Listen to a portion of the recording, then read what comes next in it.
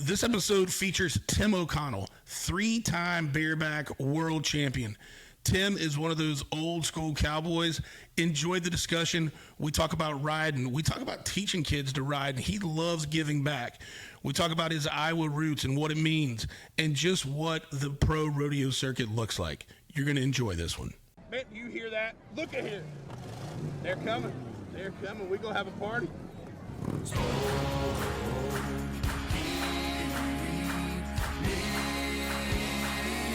I'm talking good on barbecue. Hey guys, thank you so much for joining us here at the Old Boy Podcast. I'm looking forward to today's discussion with Tim O'Connell, three-time bareback riding rodeo champion. Right now, taking a little downtime to nurse back a groin, and so has some pretty exciting opportunities come up. We're going to talk a little bit about Tim's background, some of the challenges coming up through rodeo, some of the challenges getting to those 3 world championships, and what his next year is going to look like since he's taking some time to heal up. Tim, how's it going, brother? Man, I'm excited to be here. It's been a different changing of the guard at the moment in what my life's doing, but that doesn't mean this chapter's done yet.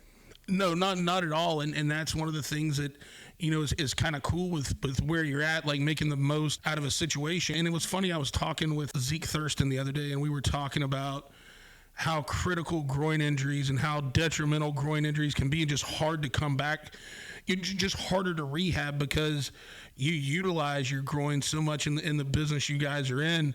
And then, you know, kind of getting ready for this conversation with you, realizing that was something you're working up against. Was there a specific event that led to the injury? Was it one of those nagging injuries that just kept getting worse? So the injury happened January 20th of 2023. It was my first horse of the 2023 campaign. Was at Denver, had a really good horse in the first round. Like, I've always heard good things about it, and I was like, it'd be good. That'd be a great way to start your year off in like a round progressed rodeo. And he wasn't being very good in the box. He was trying to sit down, like with rodeo having the markout rule and stuff like that, you have to get a good shot at the horse. So I kind of waited him out, and then he was just getting worse. So like they're like, he's gonna get worse. So I just took him. And I nodded, and we went out, and he likes to take a scoot and run a little bit before he breaks.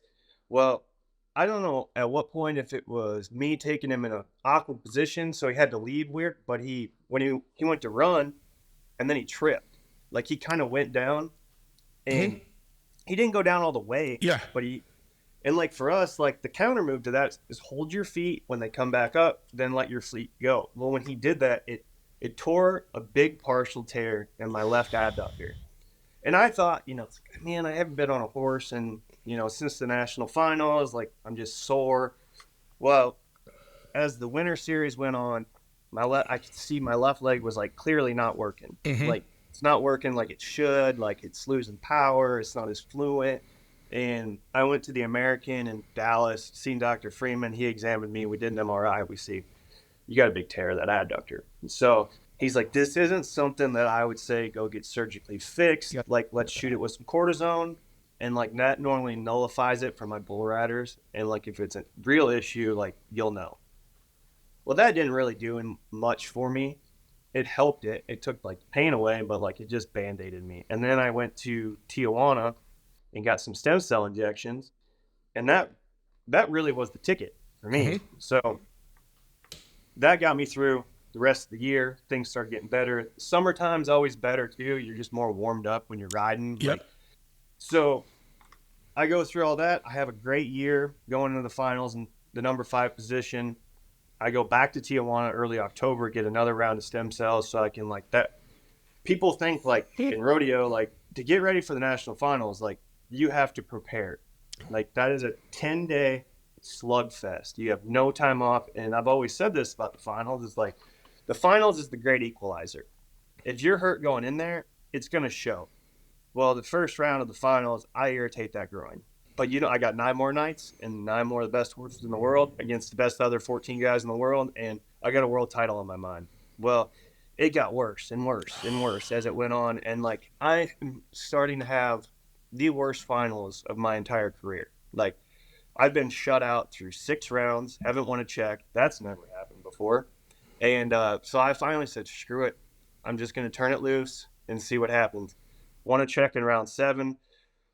Didn't have a great draw in round 8. Round 9, this horse hits and bogs and like sets up for me right out of the, and like it sends my feet. And this was the type of horse in that round that shouldn't send your feet. Mm-hmm. So I'm like, oh, you have a chance at the round. You got to go. So I completely turned it all loose, made a really good ride, and Rocker ended up beating me by a half point in the round.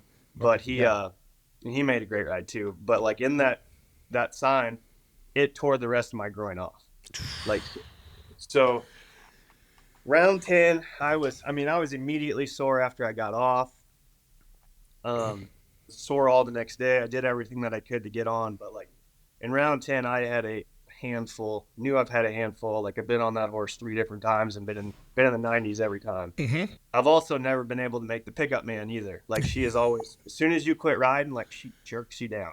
And so she jerks me down right as the whistle goes, and I go to one more rodeo a week later, and like I realized like this wasn't just like being sore, like this left leg's not working. Call Dr. Tandy Freeman the next day, which is Christmas Eve, and I'm surprised he even picked my phone call up. And he goes, I think we need to get another MRI, but I'm going to send you out to Philadelphia to like the guy he sends all of his groin people to, and like in rodeo you kind of know like where they send people. So I knew like a bunch of people have gone out there, had a lot of success. Yep. And I spoke to them, and so I go see him, and he's like, yeah, this is pretty bad. Like, I'm going to reattach it to your pelvic floor. The rehab is very specific, and like it's day to day. Like it changes day to day weirdly. And like I was doing really good. I was crushing the rehab, like feeling really good. Well, he clears me at 9 weeks to go back to rodeo. And I'm like, that's pretty fast for a groin. Yeah. Like, I've never heard that. So I'm about to go to Rodeo Houston. I don't like that you're cleared at 9 weeks, because I would rather 12 weeks is the time frame that tendon heals back to bone, and there's nothing you can do to speed that up. He goes, but if he cleared you for a different surgery, like I have to go with what he says. He goes, but I would ask you this. He goes, you need to get on your spur board first, and then you need to get on your bucking machine, and you need to ride that the way like you never had an injury. And if that's the case, move on to Houston. But if you're getting sore getting on horses, like you have to stop. Like you have to withdraw from competition. So like, I can handle all that. Spur board goes great. And then the bucking machine, the first one went good. And then the next time, like I'm going to do it one more time, and then I'm going to Houston. Like it's game on. And we bumped it to the speed that you would normally ride these machines in. And I go to mark it out, and I feel a great big pop right next to my scar, and I feel a shoot go down my leg. And like I immediately get sore. I lose all my power, and I'm like, I call, and like I got the surgeon's phone number, so I call him and tell him this, and I call my PT, and they're like, it's probably scar tissue. Like my surgeon's like, that's scar tissue. You need to push through this. Like you need to just keep getting on and push through it. And my PT's like, if you lost strength, he goes, scar tissue doesn't make you lose strength. It just hurts. I end up not going to Houston. Like I couldn't even sit on my spur board the next day. And you know what? I'm going to withdraw from Houston. I'm going to wait the full 12 weeks, because now there's nothing worth coming back to in this time period. Like I'll just wait my whole 12 weeks. We'll go. So I go back to Marshall, Missouri, where I lived the last 10 years. And that's where I went to college at. My coach is there. We had a perfect practice horse. It's like what we put all of our beginner kids on. He's big, he's fat. Like you can't really get over a water bottle. Like, so you can kind of like feel things out and take your time. And I got my traveling partners with me, and he's going to be the pickup man. And a nod, first 2 jumps go good. He has these swoops, and then he starts taking off. And I'm kind of like looking at my left leg, and it was like, I kind of explained it like a video game, like a power surge, just zoom. Like it lost all of its speed, it lost all of its power. And I was like, that's weird. And I went to go do it one more time, and like there was nothing there. So I just double grabbed, and Jess rides up to me. He goes, I'm going to get the flank. And I'm like, that's my inside leg too. So I'm trying to hook and like get a hold. And I was like, Jess, you got to get a hold of me. Like I can't get a hold of nothing. So we go around 2 corners. I get off on him, and I got a hold of him. And he looks at me, and I look at him, and he kisses me on the forehead. And he goes, welcome back, little buddy. And I was like, and I'm still dangling off of him, because I'm not sure if my leg's going to hold me as I hit the ground. He goes, "You all right?" I was like, "You gotta set me down easy." Like I don't. He goes, "Oh, this is kind of serious. Sorry about that." You're like, I'm trying to see if my leg works, bud. Yeah, and like I was zinging, like my leg was zinging, but it never hurt, and kind of walked it off, and I was like, you know what? I'm just gonna have to work my way back into this. I'm not gonna be able to just go full fledged back into rodeo. And we go back to where we're staying that night, and I go to get in the shower, and I see like I got some bruising starting, and I'm like, Oh. and I've never bruised from this injury ever. Well, by the next day, I'm black and blue from my hip joint a third of the way down my leg, as dark and black as I've ever seen it, and now I have an indent right next to my scar. Oh, yeah. And I'm like, that indent wasn't there. Like, it's never had an indent. And so I went back to Dallas, got another MRI, and the whole surgery site has pulled apart, and it's pulled a little bit more with it this time too. So, moving forward, like, I'm not sitting here blaming my surgeon. Yeah. But like he did the best job, but like he dealt like with NFL players, NHL players, and like in our sport, it's not a 300-pound man versus a 300-pound man. It's a 150-pound man versus a 1,400-pound animal. Yeah. And like our core and our adductors, which is what I tore off was my adductor. Mm-hmm. It is used in excess. Yes. And I just don't think he understood the type of stress that it was put under. Mm-hmm. So we've sought out another surgeon who deals with a lot of like the Blues NHL team and the Rams. He's in St. Louis. Mm-hmm. He's looked at my stuff, and he's not so sure that I should have had surgery in the first place. That I should have just gave it 6 months to scar itself in. And now he wants to examine me here in a few weeks, and then once he examines, like if it's pulled off a certain amount, he'll have to reattach it. But either way, whether I do surgery again or I don't, it's going to be a minimum 6 months. He goes, you should have been sitting 6 months to begin with. Like that should have never been on the table for you to go back to competition.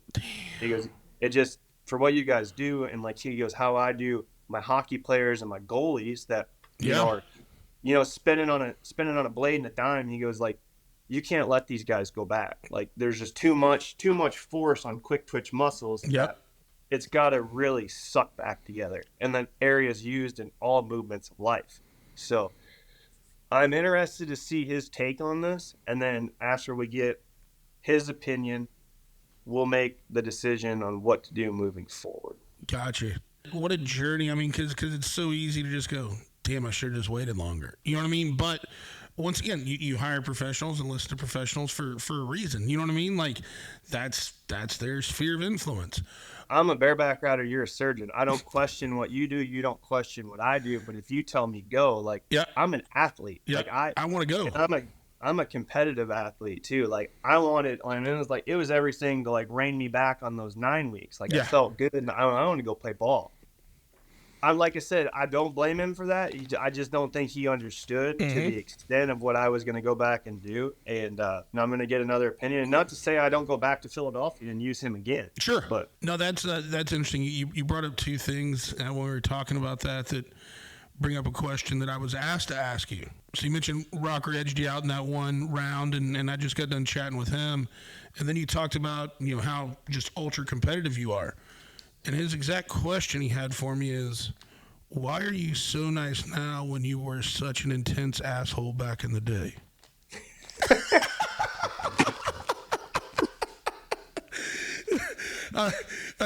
He started laughing after he said that. He's like, no, man. He's like, Chad, like, you know my style. He's like, I'm go with the flow. Like I'm out there trying to get everybody pumped up. He's like, dude, and you look at Tim, he's like, he's just nothing but like sheer intensity before he gets on that horse. He's like, he's just kind of dialed in, and he's looking at me and my antics like, get out of here, kid.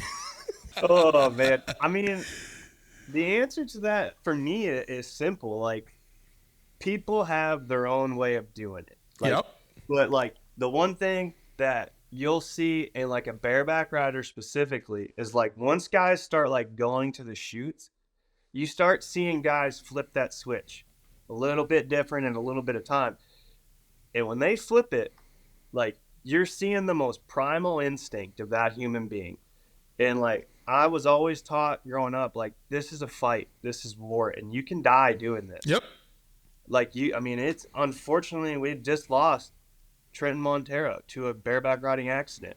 You can die doing this, and like I go to that place, like you want to kill me, I'll kill you first. Like it's kill or be killed. Like that's just my mentality when I climb into that buck and shoot. That's where my mind goes, and like my emotions flow to that. You know, Sure. I wear my emotion. Like when I watch stuff back, like I don't hide emotion either. Yeah. Like I don't put a fake smile on. If I didn't like how that goes, you're gonna read that on my face. If I really liked how that goes, you're gonna see that celebration in the arena. Like I don't hold my emotions back. I love that guy. When my primal instinct comes out, I love that guy. Yeah. That guy's a killer. That guy's a winner. Like that's all he wants to do is go. Everything that's been done in the dark is now coming to the light, and that's who that guy is.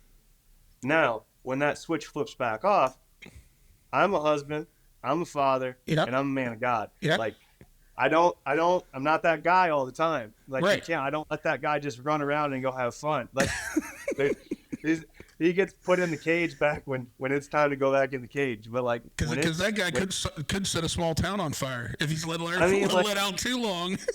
Yeah, I mean, like he is like an alter ego almost. Like he doesn't think rationally in the moments. Like, and I think that's everybody. Everyone's got that. Rocker's got that same thing, but he just stays a little looser and a little cooler and wants to play with the crowd a little bit more. You can't tell me like when Casey Fields climbed off in there that he was the nicest person in the world. That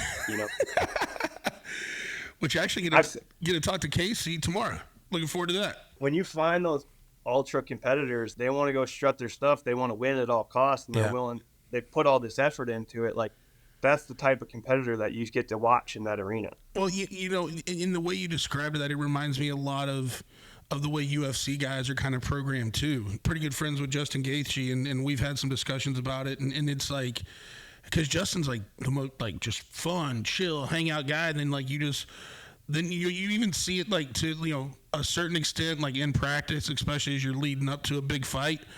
But then, like, when it comes fight time, it's like it's a totally different dude. You know what I mean? Like, well, Max Holloway just did that interview with him. They said, he goes, man, like, and I love watching Dustin. Yeah. I mean, like, he's that guy. Like, he is the BMF holder. Like, they didn't take that away from him. They just extended it out in one of the greatest UFC fights of all time. Oh, my God. And, like, when them last 10 seconds happened, like, people we're talking, and I love Max too. Max is one of my favorite. But like, it was chaos. It was beautiful. Like that's what them two dog. And Max was saying, he goes, I would hit him with stuff that put him down, and he just gave me this rabid look. Like I would just back off, like to try it again later. Like, and you're seeing what they're doing for 25 minutes. You get to see us do it for about 15 seconds. Yeah. Yeah, no, that got to comment on that because that is one of the greatest fights in the history. Like it was, and that like you were saying, that last 10 seconds was so special. Just two warriors, and as soon as Max said, "Come on," like first thing Justin did was throw left and right. You know what I mean? Started throwing. Like those guys literally just stood in the middle and said, "For the next 10 seconds, somebody's going to get knocked out," and Justin was on the wrong side of it. But what a great way for not to be finished in a clutch down on the bottom grappling. Like that is the way that fight had to end. You know what I mean? Like as far as that intensity, it was awesome. It was I mean, it was beautiful. That's the only way you could put it. The stakes for Justin were massive. Yep. The underdog story for Holloway was huge too. I mean, everything. I mean, Justin did have everything to lose, but like that's the type of guy he is. Yep. He is chaos. He is the highlight. Like I mean, like that's what I loved about watching that. You could say the turning point is when he got his nose broke at the end of the first round too. That changed a lot of the outcome, but that didn't change how they went to war. No, it sure didn't. He didn't use it as a crutch. I can promise you that. You know what I mean? Like they kept going after it. And I think honestly, somebody has to win, somebody has to lose. I think both those fighters come out of that fight better for it, and I'm looking forward to their next one. I don't think he lost as much as everyone trying to say he is. Like, no. You got KO'd in the last second of the greatest fight in the history of the sport, in my opinion. Yeah. Like, you got to put that one right up there with Forrest Griffin and Stephen Bonner. You do. I mean, like, that brought people to the sport. I mean, like, the amount of people that tuned in to UFC 300 and the prelims, like, I hate to say this too, but I think a lot of people did. I couldn't watch the girl fight. I had an adrenaline dump. Dude. Like, And it was a great fight. Yes. But you're just not going to beat that. Like, I feel like everybody was just like taken back from it because, like, you were invested in that 25 minutes of that fight. Like, I don't care what side of it you were on, or if you didn't have a side, you just wanted to watch a badass fight. Like, you were just drained after that. Yep. But no, and what a great stage, you know, for it to be 300 too. That was so rad. Yeah. And they got 300,000 bonuses for that too. Yes. I mean, much deserving. Proud sponsor of the show, Trollco Clothing. Love what the brand's about. It's all about supporting that blue-collar worker. You know them for their trademark shirt and hat, dirty hands, clean money. It's not just a slogan. It is a lifestyle. Go visit trollcoclothing.com and use my discount code, OldBoyPodcast, for 15% off. Tim, I want to kind of go a little bit back into, we started with current day, but when I look at it, like getting ready for this discussion, you've kind of went more of the traditional route into rodeo, right? Did you grow up, was the family in rodeo, and that was part of, you know, you just grew up around it and you kind of went that path? Pretty much. So as far back as I can remember, my dad was a pickup man, and he was an alternate to pick the finals up one year. We'd go to school every week, and then we would go figure out where my dad was in the United States and see if we were close enough to go watch him on the weekend. That's what we did growing up, and we lived 10 miles from the Three Hills Rodeo Ranch in Bernard, Iowa. So, like, me and my brother, and, like, that was the company at the inn that my dad worked for primarily. And so on the weekends or on the summer, like, we just went to that ranch, and we were just working that ranch, going to rodeos, setting up rodeos, producing rodeos, tearing it down, coming home, go to school, or go back and get things ready for the next deal. So we just lived in that world all growing up. And like my brother, he really followed like my dad's footsteps. So like he went on, he was a bullfighter for a while, then he was a really good pickup man. Like my brother Will could have picked up the finals too. Like he was very talented pickup man. And then things kind of fell into his lap. Now he is a stock contractor. He owns his own stock contracting firm of Championship Pro Rodeos. And like he's the main sub for Frontier Rodeo, who is the 9-time reigning world champion contractor. So like he's got a herd of bucking horses and bulls that are really good. Like you're excited to go get on those type of horses. Now me, growing up, I was a little kid growing up. Like they're breaking horses and doing cool ranchy shit. Like you're like, yeah, we can't put Tim on that one yet, like this and that. So like I got sick of just sitting down there at the pen watching them do everything while I had to go twiddle my thumbs and find something else to do. So I kind of moved my way of thinking in a way, looking back on it. Like I got involved in like high school sports, mainly wrestling. Okay. Like wrestling was really my cup of tea growing up. Like when I wasn't rodeoing, like I was getting ready for wrestling season. I just was always drawn to the athletic side of it, and being an athlete and being a competitor. Instead of following that route my dad did and my brother did, like I went to the other side of the coin, which gives me a different perspective on it too, because a lot of rodeo athletes don't agree with what the contractors are doing half the time, and vice versa. But I've lived both sides of it, so I got an interesting perspective on it. And I got on sheep, and I got on calves, and I got on bulls, and I rode bulls all through high school. And I didn't find bareback riding till I was 18. When I found it, I was halfway through my senior year, and I was at the Three Hills Buck Out, and I was getting on bulls, and they're buying like the top 5 people in each rough stock. They'd buy their permit and pay their entry fees at all the rodeos all summer. So I was like, 12, 13 rodeos. It's basically like, we're going to pay your fees to like basically qualify you for the circuit finals in a way. And I was like, this couldn't be any better. Like I'll get my bull riding permit bought, this and that. And I'm starting to realize later on, but like looking back, I was more of a bull getter honor than a bull rider. A bull getter honor? Yeah. Like I had won our state in bull riding and was a runner up. Like I made high school nationals all 4 years. But when you hang out with, your butt, like Sage Kimsey's one of my better friends, and I'm like, man, like I just could never string it together like that. Like, and if I grew 2 or 3 in a row, like that was a pretty long hot streak. I asked him, how many of you rode in a row? Well, I rode the last 24 in a row. Like, whoa, about to be 25 here in a little bit. I'm like, geez, bro. Like, you're talking about like my all-time qualified rides, but that's your streak right now. Like, I'm glad I gave that up. And I get, like I'm riding these horses, and that day at the buck out, like, man, it was just like God spoke to me. He goes, "You should get on a bareback horse." And there was Tanner Oswith there. He had a left-handed rigging. I get on one horse, and the first two jumps happen, and this sucker throws me over his head onto the fence, and then like stomps me underneath the fence. It was like a pickle hitting a window and sliding down, and then he just sat there and stomped at me. Oh, damn. And I was like, everyone's laughing, having a joyous time, Except you. Except me. And they're like, "You want to do that again?" And I was like, "I'll do it one more time. If that happens again, I'm never getting on another one." Well, I rode the next one. And I was like, "Well, that could have been a fluke. Let's try this again." I rode the third one. So at the end of the weekend, Dave Moorhead, he buys my permit in the bull riding and the bareback riding. I go to the high school national finals. First day, it's a Sunday. I have this big Red Bull that I looked him up, and like J.W. Harris had just rode him for like 88 or something. Like he's going to go out one, click it around there to the right, be really good, have a chance at the round. Well, I went out and I went one into the right because he threw his head around there, but he decided he was going to go one more, and he hangs me up. From what I can remember of it, I remember him hitting me in the side of the head quite a bit, but I had a helmet on. So he whacked me in the side of that helmet, and then he'd step on me, and he'd drag me underneath him. And I remember 3 or 4 times, like, his hooves would just split me. Oof. And then I grabbed him. I got a hold of his horn, and I went to go pull myself up as he ducked his head, and he whacks me under the chin. And the next real thing I remember felt a lot of pressure at one point. And then the next thing I really, like, come back to is I kind of wake up in the arena, and my mom's in the arena. And I'm like, oh, I've been here for a while. Like, yeah, I know where you were sitting at, and it's not even a fast jog to get down here. Yeah. And they're yelling at me. They're like, "You need to quit moving. Like, your head bleeding, like, profusely." And they pull my shattered helmet off me. And, like, what it did, it just cut my ear right in half. And my ear was just bleeding.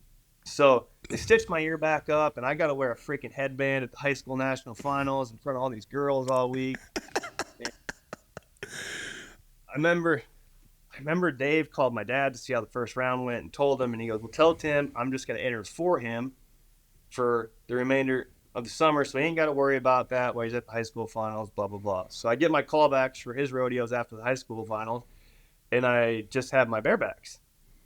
And I'm like, "What about my bulls?" And then they said, "We have no entry of you in the bull riding." And I was like, okay. Went the rest of the summer, never got on another bull, went to college, and I got on bulls half of my first year of college, was like looking for reasons to get off them. Like, it really put the fear of God in me. And then the last one I got on, I had a woman head coach, but our assistant coach was our rough stock coach. And this guy brought a mean set of calves to this rodeo, and like everyone got the dog shit hooked out of them. I remember like he threw his head up at me, I checked out, and then he hooked me all the way across the arena. Jeez. Like, they're mean set of calves. She called me, and it was on the way back from Spearfish, South Dakota. She goes, "Do you really hate getting on bulls that much?" And I was like, "Yes, I do. Like, I don't want to do this. I never wanted to do this. Like, I kind of told you that to start the year off, but I'm a man of my word. I'll get on the rest of this year. And next year, like, I'm not getting on another bull. Like, I'm done after this year." She goes, "You can be done right now." Like, You're like, "Thank you." yeah, she said that. No more than 30 minutes later, my stuff was on Facebook for sale. I've never looked at. I'm not letting anybody change your mind. I'm out of the bull riding business. Yeah, I'm donezo. I'm gone. And yeah, from there, I never really looked back. I went to the college finals for them twice. Was an All-American my sophomore year. Transferred down to Missouri Valley in 2013. Won like 4th or 5th at the college finals that year. In 2012, I got hurt pretty bad. I tore my collarbone off my sternum on my rookie year, and I was in a really tight race for the rookie of the year. And I was like inside the top 15. So I lost my first chance to go to the finals, but I did win the rookie of the year in 2013. And then in 14 and 15, I finished up college, was a national champion in 2015, and I went to my first finals in 2014. And then my first finals was tough. Like, I realized I was way too small to ride bareback horses on that level. for day in and day out. Like I got bedded down 3 times out there hard. Really? In the second round, I like to always say when them girls go around barrel number 2, if they slip, is because PTSD power play made a dent of my body in that arena. Like, and it's still, they ain't got it quite curved out of the Thomas and Mack yet. Like, it was bad.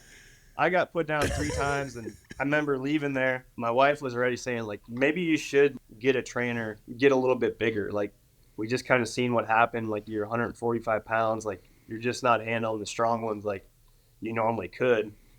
And I remember flying home. I was on Southwest flight, and I was on the window seat, and I looked down. I could see the Thomas and Mack, and I took my window shade and shut it, and I was like, things are going to be different next year. Like, I'm going to come back here with a vengeance. And the next year, I won 3rd in the average. 2016 rolls around. I win the average and win my first world title, and then go on 3 runs of that. What did you? How did you change that training? I just started training pretty much. You know, like I didn't really realize that I had to be an athlete to be a rodeo athlete. Like I just didn't. It just never really occurred to me. Like I've never seen all these guys that I'm watching on TV. I've never seen them work out. I see a lot of them in the beer tent. Like, I mean, like, Yep. I lived around, like I grew up in this environment. Like I seen how those guys took care of their bodies, and it wasn't anything like a professional athlete should. So I just didn't think I had to.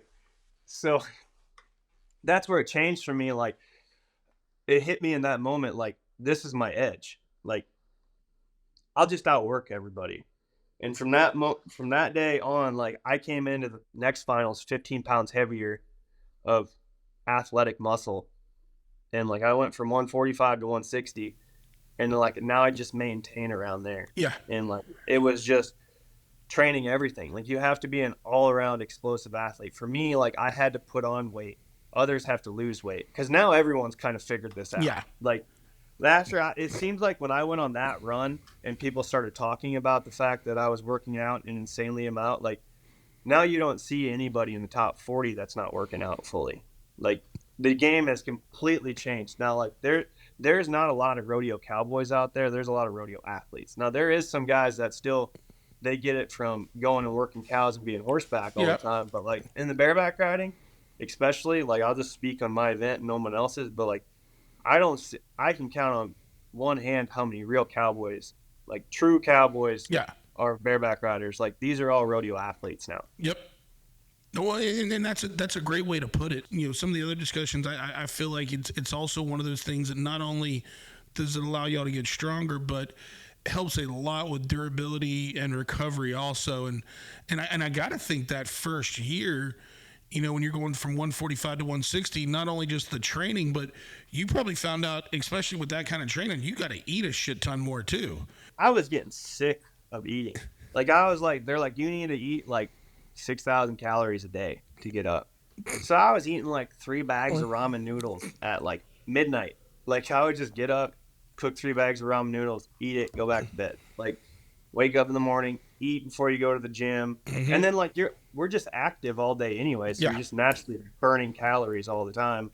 And yeah, it was not easy. And like even through this process of right now, like they've completely shut me off of working out, which is probably the first time since, 2013 that I really have gone inactive in the gym fully without even being on the road. And like I've already lost like 10 pounds of it. Like it'll just shed right off me if I'm not consistently there working it, which now like my muscle memory, it'll fire it back up for eventually. Sure. But like, that's how like the process is for me, how I have to like do that. But you say that too, like the durability, like once I hit that one, like I didn't get hurt as often. Yeah. And like you just get, and this is where I figured out, like we get in kind of mini car wrecks. Like in 2020 during COVID, like a couple of us got around and we were kind of dicking off, and we were driving razors around, and I flipped one with our godmother of our firstborn child in it. And like we did like a 1.5 roll, and luckily we had harnesses on. We walked out without a scratch on either one of us. Like, I mean, that was stupid. Yeah. Needless to say, don't do that. So we called her the next day to see how she was doing. She goes, like I'm just sore. Like my body's just sore from that. And Sammy looked at me and she goes, well, how you doing? I was like, kind of feel like I just got off bareback. And it occurred to me in that moment, I was like, we get in many car Yeah. wrecks. Like, Yeah. Great way to put it. yeah. And over and over. I mean, that's the thing too. It's like, even when you don't have a nagging injury, like, you know, it kind of reminds me of, you know, like talking to like pro wrestlers. Stone Cold told me one time where you're talking, he's like, dude, he's like, you know, we call it a bump card. And in your career, you have so many bumps you can take before it breaks you down and the career's over, whether it be like me, my neck, or whatever it is. He's like, once you reach that limited amount of bumps, like it's done. You know, and he goes, the only thing you can do to increase that is just be in better shape, minimize the amount of damage that you take, and just be able to be prepared for what you do take, you know? Yeah. I mean, there's a saying, like, one of the guys that really helped me moving at the beginning of my career, especially, like, he always told me, like, your body only has so many horses. He goes, and nobody knows how many horses each guy has. Yeah. He goes, so, like, pick your horses wisely, and just know, like, you don't know when the last one's going to be that you get to nod your head on the back and, like, your body will eventually say it's time. Yep. And that's one of those, and you're nowhere near there at this point right now, but that's also the day that comes, like taking the time, like we talked a little bit about before we came on to have the discussion of what you're, you know, looking to do with this time that you're healing this groin, and that's getting the opportunity to do a little bit of commentating. You know, I always think it's really smart when you see, you know, athletes will do it during their off season. If they get knocked out of the playoffs, you know, you'll see guys jump in, do some coverage. Like, to me, it's almost one of those, like, hey, you've got the downtime. You've got to change. You know, this is something you may be interested in, you know, after riding. You know, what a great opportunity to go out and start working on your skills on that side. Is that, you pretty excited about that? I am excited about that. Like, I got to do my first event a few weeks ago at the Rookie Roundup, and it's interesting because, like, I've been around Justin McKee and I've been around Amy Wilson. They've been in the Cowboy Channel's, you know, broadcast team for years, basically since it began, and they see what they see, and I see what I see. Like, they see a guy riding a bareback horse, and, like, they see, like, when you get tipped left or right, or when their feet start to slow down, like, they can depict a problem in the ride and how well he finished or how well he started. What I can see is why it happened. Yes. Like, color commentary. And, like, you know, like, that was the biggest thing too. Like, color commentary really, like, came to my mind, like, when Tony Romo went to the NFL. Like, you're sitting there listening to him, and he's depicting apart the defense and what coverage that is and what the play is going to be, more than likely, and who the dump-off guy is, too. Yep. And, like, he hadn't even hiked the ball yet. Yeah. But, like, we're seeing chess. Like, when I watch bareback riding go, like, I see chess in motion. They see checkers. Yes. Yeah. Like, they understand where the problem happened at, and they can explain the problem of what the guy did. I see why the problem occurred. Yeah. Like, what happened 3 jumps prior, and when it finally caught up to him, and what actually caused the issue to happen. And I noticed, like, off that weekend, like, I had an adrenaline dump too. Like, they were playing the national anthem the first night, bareback ride's loaded, and I'm pacing back and forth, and I feel my teeth clench up, and I was like, whoa, that guy can't come out. that guy will get me fired real quick from this commentary thing. Yeah.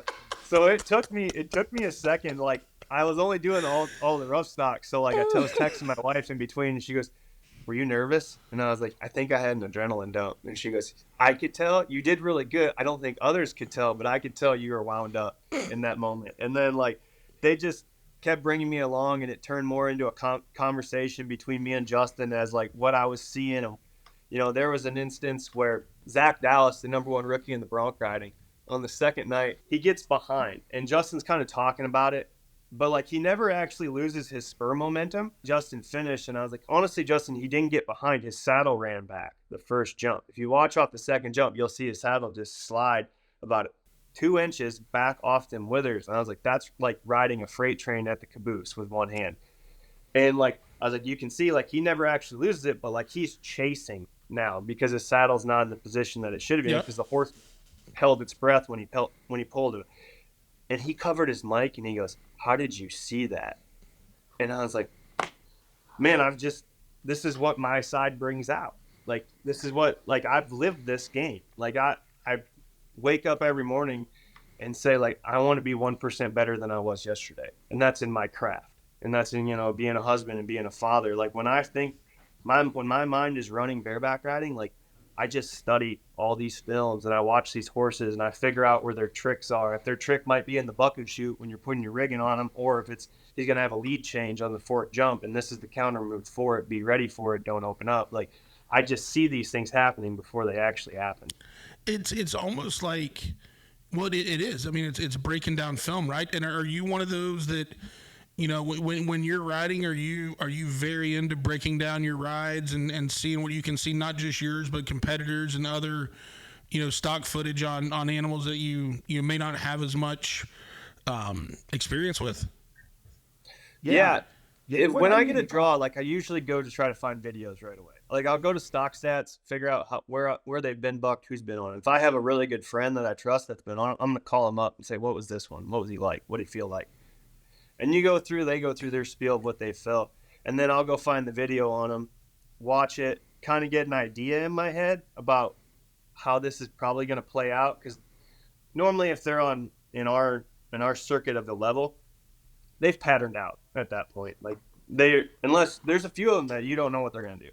So there's not as many wild cards once they get up to kind of the cream of the crop level, is what you're kind of saying. Yeah, once they're starting to bring them around us a lot of the time. Like, don't get me wrong, they'll still bring some young ones that they're hopeful for. But we're like, if we start seeing that horse 5-6 times a year, like, he's patterned out. Like, he's starting to figure out what he likes to do. Guys are starting to figure him out too. Like, I pay attention to all that so I can expect everything. But when it comes down for, like, I pretty much have a good idea of what they're going to do, but know that they can do the exact opposite. So I also go off field. It's still, at the end of the day, it's still a nod of the head and one jump at a time. That's super interesting. One thing you were talking about and who you're doing this work for, and to me it's kind of interesting as an outsider, not somebody that's like super into rodeo, but obviously grew up around it, enjoy it, appreciate everything you guys do.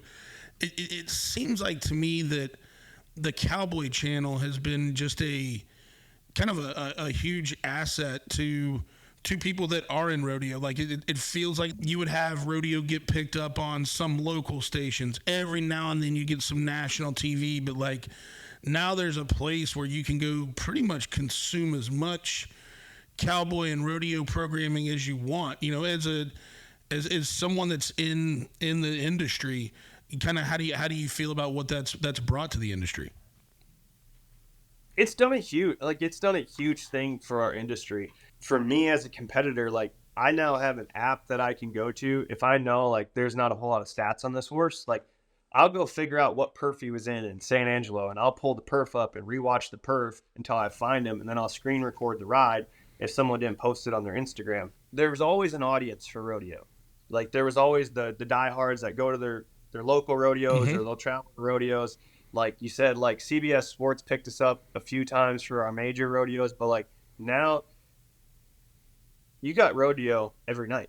Yeah. Pretty much. Yeah. Like, they're about to start the summer off, 100 rodeos in 100 days. Like, you can literally watch rodeo every single night when you go into the house for the night. Like, it's brought, the viewership is continually increasing, which is bringing new audiences for us. Like, in like the show Yellowstone has definitely brought different audience to rodeo they don't even know what a cowboy hat was before that show. Now, like, they want to move to Montana and, try to steal Don Hunton's land. But I mean, like, so you have that audience that comes in. Another one that brought a lot of new eyes to it was Dale Brisby. Like, his persona and what he does has brought a whole different viewing aspect to rodeo. And then the Cowboy Channel gave him somewhere all to go. Yeah. So there's so much good about the Cowboy Channel, and there's so much more that can be done. Yep. Like, you could utilize the Cowboy Channel like ESPN utilizes Sports Center. Sure. But I don't run their finances or their TV show, and I don't understand that world. So I know that we have a platform at least, and that's a huge step for all rodeo. The population of rodeo in general is great. No, I think it's great. I think when you're you're one to see an industry grow, you need something like that, an asset like that can reach out to more folks. And social media has done a great job with it, but this is somewhere too when they get past that, okay, I really like this on social media, I want to consume more of it, boom, there's an outlet for it. One of the things you talked about earlier that I've always been interested in just learning a little bit more about is the rodeo contracting side of business, the actual livestock. And since you've got a brother in it, have been around it, you kind of made this comment about, sometimes the riders and the contractors see things, way differently. Like that's got to be an interesting business because you want to have some dogs and some nasty, but at the same time too, you just can't be hurting and crippling all these riders. Like, tell me a little bit about both sides of the fence of that, if you don't mind. Yeah, so like, it's funny. Like, me and my brother argue about horses all the time, because like what he sees as the good bucker, I see as a great big piece of shit. That, like, he's got one horse in particular that he loves, and like, I don't like him. I don't like him at all. Like, he's 1,600 pounds. He the way he bucks is awkward. He knows that he's 1,600 pounds. He knows how to throw his weight around. Yeah. Like, he doesn't like being in a fight. He likes using his weight against the rider to where he makes himself look good, and he knows it. He's a smart animal too. Like, I don't knock him for that. Yeah. If the roles were reversed, I'd do the same thing. Exactly. Too. And like, he gets marked really high, but like, he's also the kind of horse that, like, if I would tie off to him and go to war with him and bash him like the way that I would plan to, like, they wouldn't mark him that high score. Like, he's that kind of horse that he's the big dog in the fight, but he don't like get hit. Yep. How they'll judge that, like, if he'll man throttle somebody, they're going to mark him a 23, 24. If he gets it absolutely knocked out of him, his 23, 24 now goes to a 19, 18. And then you just had to go ride the really hard horse for practically nothing. Yeah. Yeah. So that's the side of it. Like, they love them type of big, strong, the old school type of ways. Like, I don't mind a big, strong one as long as they want to play back. Like, do you want to be big and strong? Like, I'm going to throw my weight, but I'm going to do it in a way that doesn't make your rigging make circles and then fly over here. And like, there's no timing to them at all. Like, that, I think that's the biggest issue that I have with that horse in particular. Like, he's big and strong, yes. Does he kick really hard? Yes. But like, he doesn't have any timing. And timing is everything in our game. You're basically making a moving picture that's judged. And like, the issue that falls into it there is like, we get paid off that moving picture. They get paid no matter what. Yeah. They don't care if they cost you winning this rodeo because you drew their filler horse, because all their good ones, they didn't have enough good ones to fill the perf. So they threw in some extras. They knew you weren't gonna place on, but it's a random draw. So I randomly draw. A good example is he did this to me. Like, he ain't even afraid to do that. He was a $15,000 at a rodeo. He didn't have enough horses to fill this perf, so he threw a couple of the young ones in there against his really good ones, and I drew the young one. And man, like, my dad had to call me, had to call him, had to say, "You boys need to knock this shit out." Like, you're yelling at you're yelling at him. Like, I was like, you cost me basically $8,000 right here. You knew I didn't like this horse. You put him in my pen anyway. You brought him to a major rodeo, and he sucks. Like, you've tested him against the best guys in the world, and we've proved that he sucks. Yeah. And you feel now. I was like, now you're doing it to me. I was like, if I wasn't your brother, I was like, you would have an issue on your hands.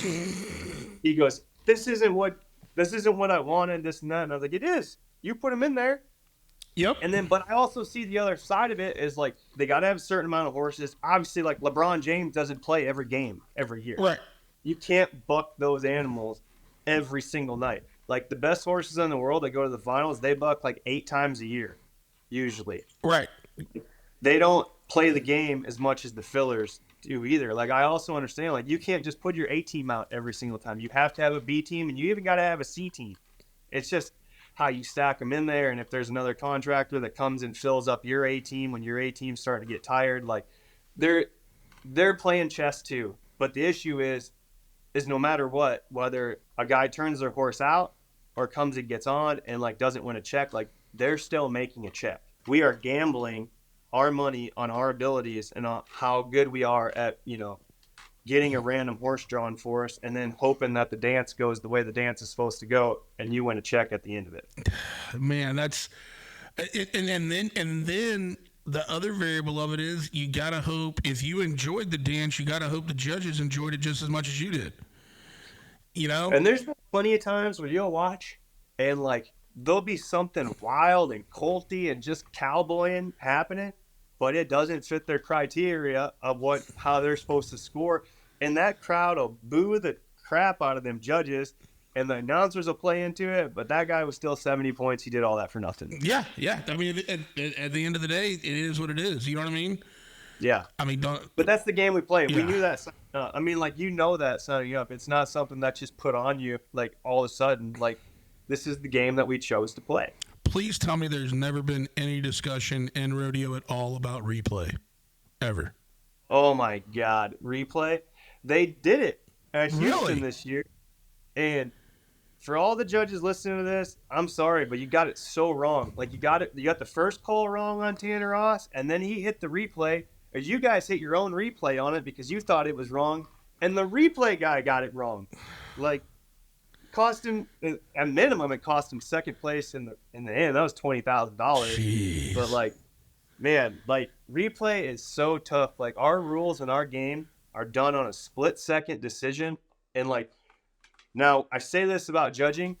I had to judge a rodeo one time and just the bareback riding, and I'll never talk bad on a judge again. Like, the viewpoint from what I see on the back of the chutes and what I see like on live TV, I can be within a half point to a point of how they score the total ride. When I did that on the ground, I screwed everything up. I mean, I didn't know what I was doing. I didn't know how I was going to mark it. I was getting too close. I was getting too far away. The horse would circle away from me. I couldn't see half the ride. Like, if that is a different game, and like, God bless you, men, that are doing it, because I don't want to do it, and I ain't gonna talk bad about you guys doing it anymore and how you do it.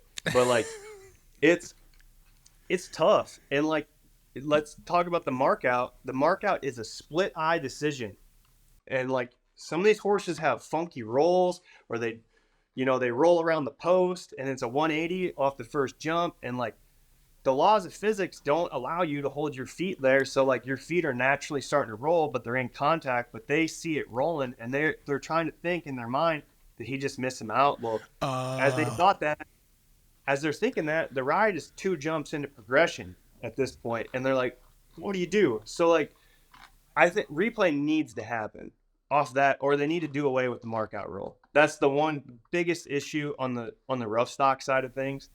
I don't think it'll change the integrity of the sport, because Calgary doesn't have a markout rule, and neither does Fort Worth, and no one cares. I mean, the other thing is too, it's not really an advantage to the horse. Like, last year I had a horse rear up in the box and was going to run me down the post. So it was either it's going to break your ankle trying to mark him out, or you hold it and you hope they've seen that foul and you get a free roll. And the first 2 jumps without my feet in the horse's neck to set the brakes, she beat the tar out of me. Like, it's not an advantage. The riding style doesn't make it the advantage. Like, it's just an old rule that is hard. I mean, 95% of the time, like, it's how you interpret the rule opinion. Yes. And then they love to tell you that. Love to lean on that. You know what I mean? Yeah.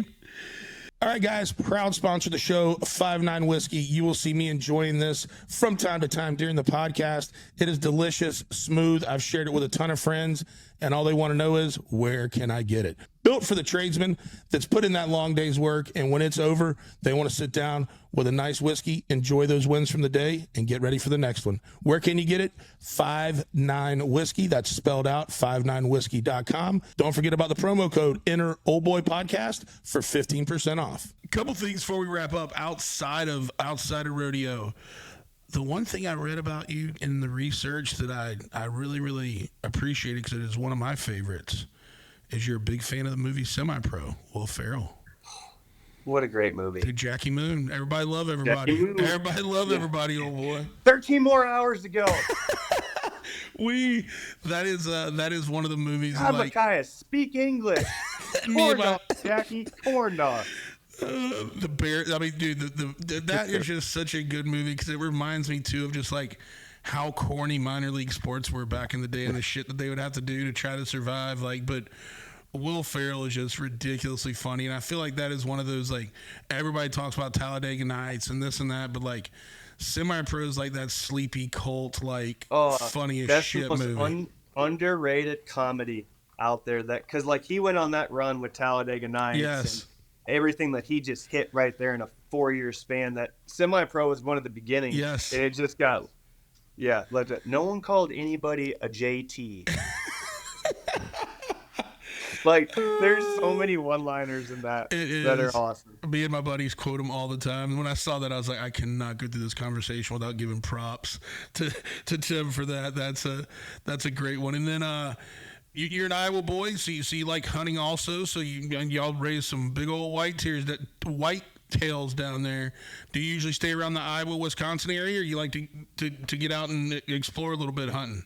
I do. Honestly, I really like coyote hunting. That's kind of my go-to. Okay, I love it. And the issue that I ran into, and I'll get back into it, like when I was in wrestling in high school, like that was my only day off from cutting weight and everything like that. Like I didn't want to get up at 4 o'clock in the morning. I was already getting up all week at 5 o'clock to be in the wrestling room at 5:30 to have an hour and a half workout before school. And then we had a 3-hour practice at night, and I was sucking a bunch of weight. Like that was my day to eat. I did some hunting down in Missouri, but like there's something about Eastern Iowa corn-fed whitetail. Like they're big around here. So I really got into bow hunting when I was in college, and I want to definitely explore that option back again now that we're up here. And I'll get back around my family's little hobby farm ranch because there are some big deer that kind of sit back in this little, I don't know, I call it the compound. There's like a 3-mile stretch behind my parents' house where a bunch of a bunch of little houses are, but there's probably 50 people that live,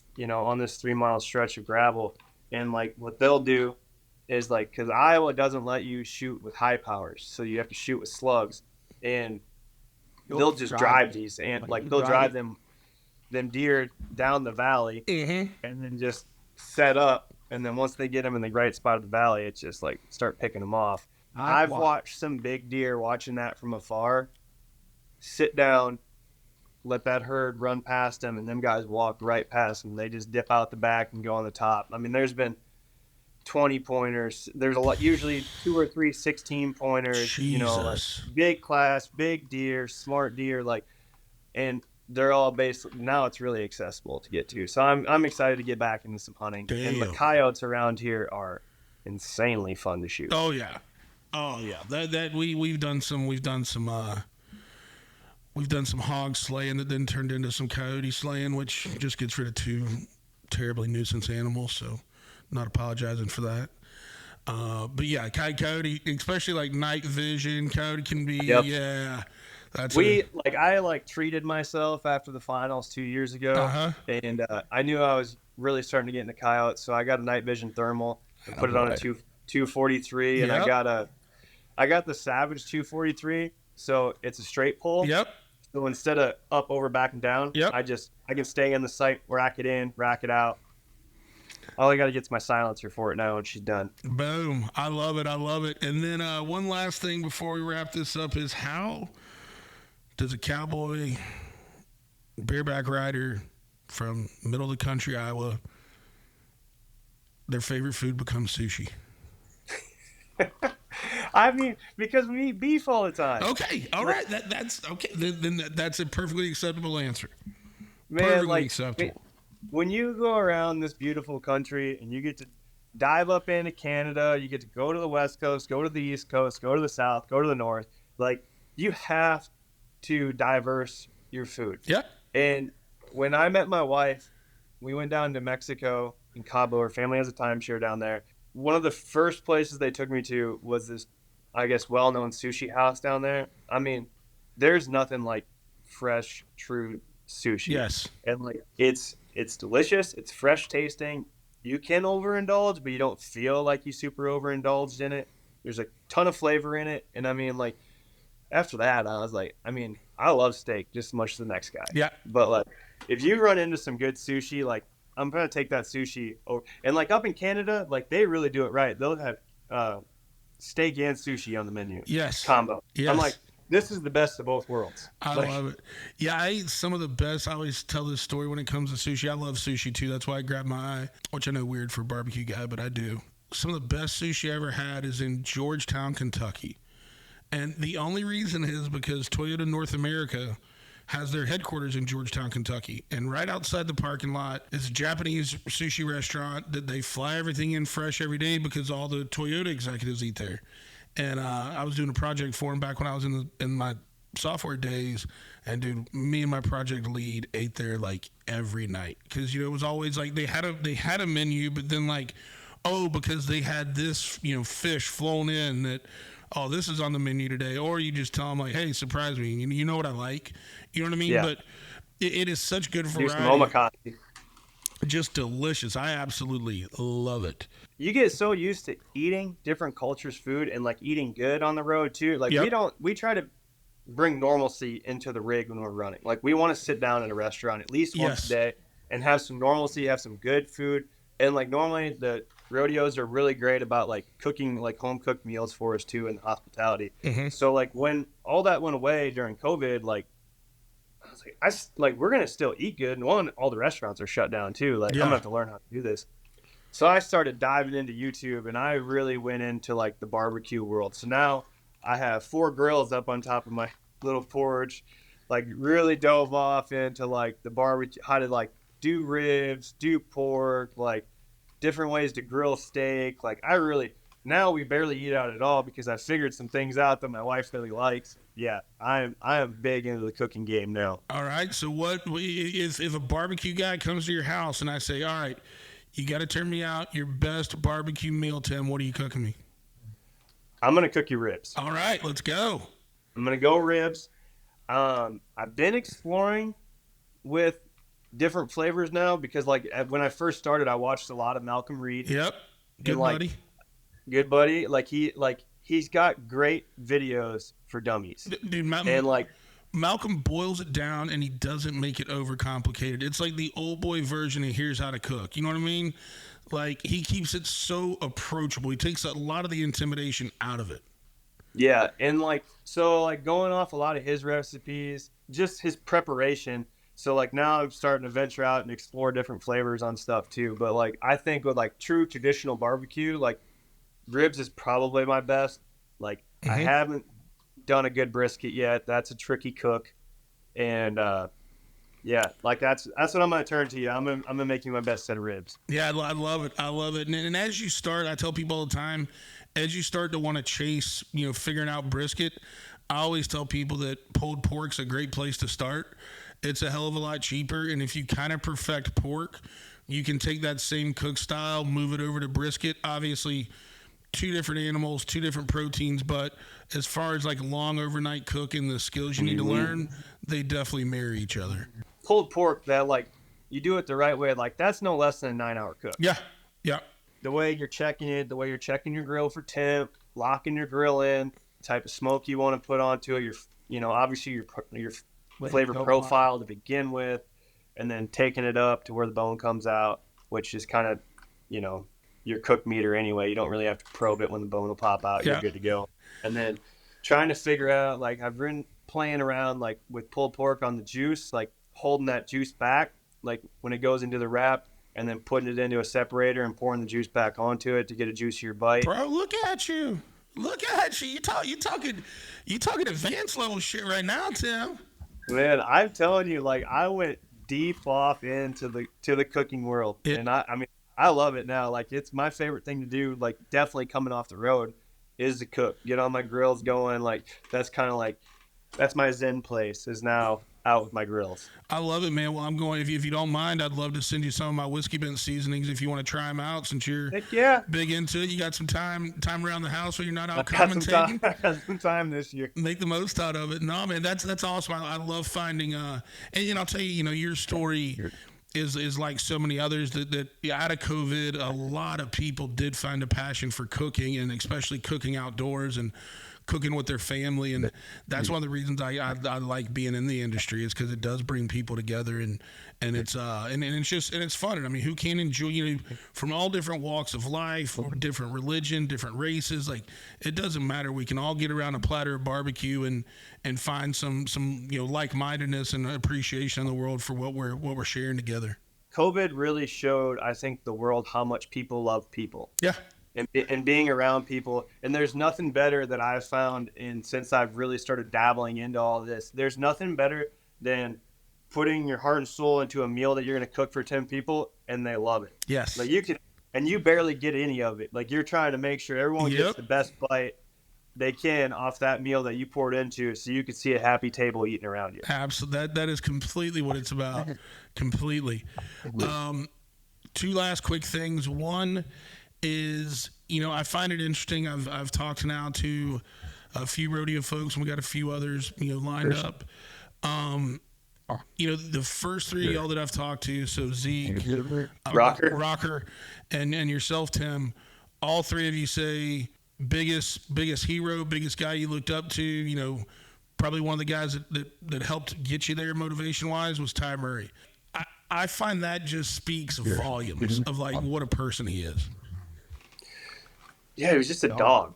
Like he was so before his time, truthfully. When you look at the athlete Ty Murray was, like the all around was owned by the timed event arena. Like they could do multiple events and like they don't take that beating. And the fact that, you know, he didn't just get on bulls and saddle broncs, but he put barebacks in there too, and he was exceptional at all three. And to think about going to the national finals and knowing that you have 30 head in front of you, well, that's excluding rerides. He just crushed it, and then like the injury bug catches up with you. I'm starting to deal with this, and like I'm really hoping like my decision to take this year off and get not only am I going to get this groin fixed, but I haven't had an ACL since 2018 in my right knee. So I'm going to get my ACL fixed as well in this downtime. Yeah. And I'm going to bring my body back without like handicapping it anymore. Yeah. And like to go from him, he won 6 all-around titles in a row. And then for 3 years, he didn't get to compete. He had both of his shoulders and both of his knees done at different times in that 3-year period and just kept taking them out. He started doing gymnastics so his body could be more flexible on the back animal. So when he took the wreck, like his body was used to, you know, the adaptation and the amount of work that he did, like he was so advanced in his approach. And that's what made him so special when he got that 7th all around. Like he was just 20 years ahead of everybody else. Wow. It's a very, very good point. And it's admirable to have that vision, and then also just have that ability and grit to take that vision, apply it, and you know, become a legend. You know, it's unreal. Yeah, I mean, Stetson is doing very similar things that Ty did. I think that next generation, 30 years from now, will remember Stetson the same way that my generation remembers Ty. I mean, I'm not saying that Ty's going to get lost in the time. Right, exactly. But like you can even see like Stetson's 5 years into this has had a massive hamstring injury. Like the guys that do this on the rough stock side, the risk is astronomical, and the way they're pulling it off, they're freaks of nature. The way they're so good at multiple events and take that abuse at the same time. That's not something that the ropers deal with. And I'm not trying to dock any ropers, but like they don't get beat up like that on a daily. Yeah, no, it's just more physical. I mean, there's no way about it. Nobody should get their feelings hurt over that. That's just, I mean, you watch it for a second, you can see that. Yeah, I mean, it's what they do, what he did in particular, what Stetson's doing now. I mean, hats off to him. Like Stetson, they're both living legends right now, and Stetson's in the baby portion of his career. It's hard telling how he'll finish up. Yeah, no, it'll be interesting to watch and see. And then last thing before I let you wrap up with anything you want to share with folks is now that we've spent an hour together, which by the way, thank you so much. It's been an awesome conversation. Within your circle, can you think of an old boy or two that would make sense to have on the show and have a good discussion with? Old boy, I mean, this might be outside of the realm, but my college rodeo coach, Ken Mason, has now transformed Missouri Valley College into what they now, the PRCA dubbed it Bareback U. Awesome. This was 2 years ago. Out of the 15 bareback riders, 4 of us were alumni. Oh, wow. That is awesome. I'm alumni. Jess Pope is an alumni. So there's 4 world titles between us. Tanner Ross, who is a 9-time qualifier to the NFR, was an alumni out of there. Cole Franks was an alumni out of there. And, like, there's some really good young kids that are coming up. Like, he really has put Missouri Valley College as Bareback U on the map. I mean, the things he does, the way he coaches, I mean, I think you'd have some interesting conversations. Yeah. How, like, even off the fact that, like, how he handled my intensity versus Jess's versus Tanner's versus the young kid just starting. I mean, a coach's perspective is a perspective that athletes can't understand. Cool. Maybe he'll tell me about how shitty a bull rider you were back then, too. I'm just kidding. I had that cut way out before he ever seen it.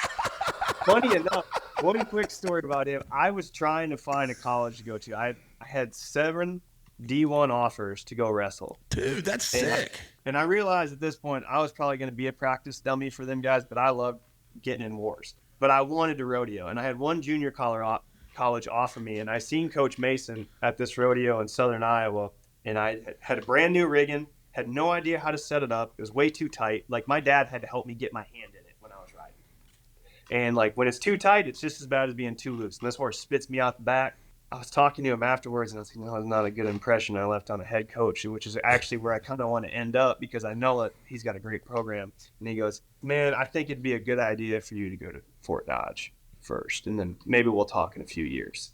So he hides with the old boy, like, yeah, like, you're good. But needless to say, by the time I left Iowa Central, he had to give me the quarterback 1 scholarship to come there. He had to open up the old checkbook.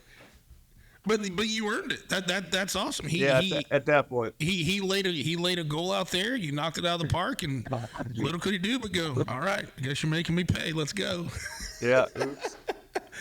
No, Tim, I love that story, and I've really enjoyed the discussion today. Before we wrap up, anybody you want to thank on the sponsor front? You know, obviously, supportive wife at home. We got to give her a shout out. I mean, anything else? Man, all my sponsors, truthfully. And you can see all my sponsors on my Instagram, official Tim O'Connell. And, like, they've, honestly, in this time of my life, like, they've all stuck by me. I haven't had one sponsor say, like, just because you're out, like, we're gonna pull this from you. And, like, truthfully, like, that's where my income's coming from this year. Like, and I couldn't be thankful for all my sponsors, the support of my wife and my family. And we just started our new business of Ranch & Co. Interiors. It's completely 100% customizable furniture. So from Western to contemporary or anything you can think, like our theme is you dream it, we build it. Love it. You know, that's a next, chapter of life that I'm looking to down the road. I mean, so I'm letting my wife with her creative thinking in mind really handle that front with our business partners. But that's definitely something that's been moving for the next chapter of this life. But I'm not ready to turn the page on this one yet. No, not yet. Don't have to. What was the name again of the furniture business? Ranch & Co. Interiors. Love it. Yeah, you guys definitely check that out. But hey, the other thing there too is, Tim, is like, you always have to be thinking ahead, because when it does come time for that life after, you don't want to be starting that shit then. I always tell people these side hustles need to be running parallel to what you're doing. And in that way, when you're ready for that, 1, it'll tell you when you're ready for that transition, and 2, boom, it's ready to rock and roll. The furniture thing started from COVID too, because, apparently when everyone was stuck together, they started making babies. So I was building cribs. And then when it turned out that the stamp of approval through the United States government to build cribs is way too high, but it sparked this idea, and a few years later turned into a real business opportunity with our partners. It became something that we can look to after. But like what I've realized with this injury in particular, that if you start looking out the door, your riding will take a toll on it. Yes. Like I'm an all in, all out kind of guy. Yep. So like I'm so thankful that my wife has the creative mind. And like if you call Ranch & Co. Interiors, you're going to talk to her on the phone. She's going to go through everything that you want to build and how you want to build it and what it's going to look like. And she has that mind too to see it as they're talking. So like the fact that like this gave our family an opportunity, not just myself, but like, she's got a full-time business now to baby along and run away with, while like I still handle my business. Because if I started going more into that right now, Yep. I'll never accomplish the goals I have set out for myself right now in the rodeo world. Yep, I totally understand it and can appreciate that, and that'll be there when it's there, and let the wife run with it while she can. And hey, I totally understand it. And we got a whole lot more rodeo into what you do. And Tim, once again, man, thank you so much for the time. You guys go follow Tim, check him out on social, check out the furniture company. And till next time, thank y'all so much for tuning in. Take care. Thank you so much for listening to the Old Boy Podcast. Please subscribe, like, set your notifications, whatever you got to do to make sure you're getting the latest episodes. Also, feel free to go back, whether it be YouTube, Spotify, Apple, get some of the past episodes, check those out, and always feel free to check out our socials, Old Boy Podcast. Thank you so much.